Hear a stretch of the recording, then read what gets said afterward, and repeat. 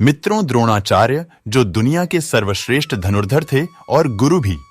लेकिन सवाल ये उठता है, आखिर द्रोणाचार्य को मारा क्यों गया और उसके पीछे की रहस्य क्या है और उनको मारने के पीछे सबसे बड़ा हाथ किसका था।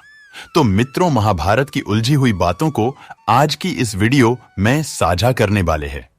तो मित्रों, वीडियो आगे देखने से पहले चैनल को सब्सक्राइब जरूर करना। द्रोणाचार्य को संसार के श्रेष्ठ धनुर्धर में से एक माना गया। इन्होंने ही पांडवों और कौरवों को युद्ध शिक्षा का ज्ञान दिया। दुनिया के इतिहास में महाभारत सबसे भयंकर युद्ध माना गया। इस युद्ध में गुरु द्रोणाचार्य शरीर से तो कौरवों के साथ थे, मगर वो दिल से धर्म का साथ देने वाले पांडवों की जीत चाहते थे। द्रोणाचार्य वेद पुराणों में पारंगत थे और वे एक कठोर तपस्वी थे। जानते हैं कि पांडवों और कौरवों को अस्त्र शस्त्र का ज्ञान देने वाले द्रोणाचार्य की महाभारत युद्ध में मृत्यु कैसे हुई थी। कौन थे द्रोणाचार्य? द्रोणाचार्य भरद्वाज मुनि के पुत्र थे।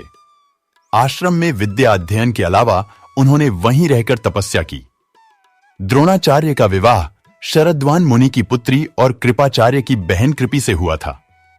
इनके पुत्र का नाम अश्वत्थामा था।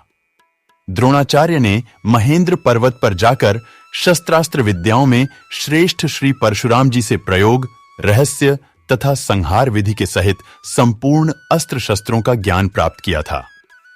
महाभारत के युद्ध में द्रोणाचार्य। महाभारत के युद्ध में गुरु द्रोण कौरवों की तरफ से लड़े थे। भीष्म के शरशैया पर लेटने के बाद कर्ण के कहने पर द्रोणाचार्य को सेनापति बनाया गया। गुरु द्रोण की संहारक शक्ति बढ़ती देखकर पांडवों के खेमे में दहशत फैल गई। द्रोणाचार्य और उनके पुत्र अश्वत्थामा का रौद्र रूप देखकर पांडवों को अपनी हार नजदीक नजर आ रही थी। श्री कृष्ण ने लिया छल का सहारा।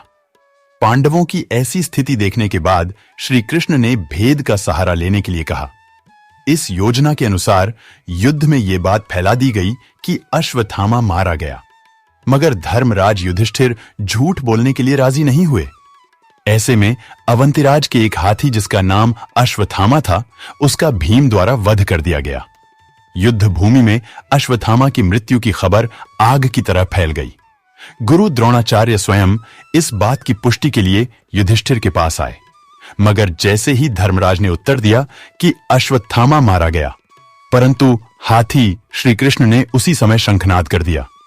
उस ध्वनि के कारण द्रोणाचार्य आखिरी के शब्द परंतु हाथी नहीं सुन पाए। उन्हें यह यकीन हो गया कि युद्ध में उनका पुत्र अश्वत्थामा मारा गया। निहत्थे द्रोण पर हुआ वार।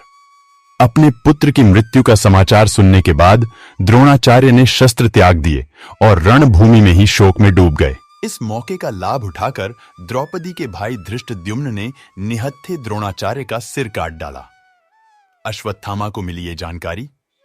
अश्वत्थामा को जब इस घटना के बारे में पता चला, तब उसके गुस्से का कोई पारावार न रहा। दुख और क्रोध से भरे अश्वत्थामा ने प्रण लिया कि वो पांडवों के एक भी पुत्र को जीवित नहीं छोड़ेगा।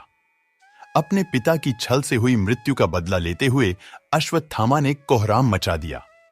पांडव महाभारत के युद्ध में विजय जरूर हुए, लेकिन अश्वत्थामा ने द्रौपदी के एक भी पुत्र को जीवित नहीं छोड़ा।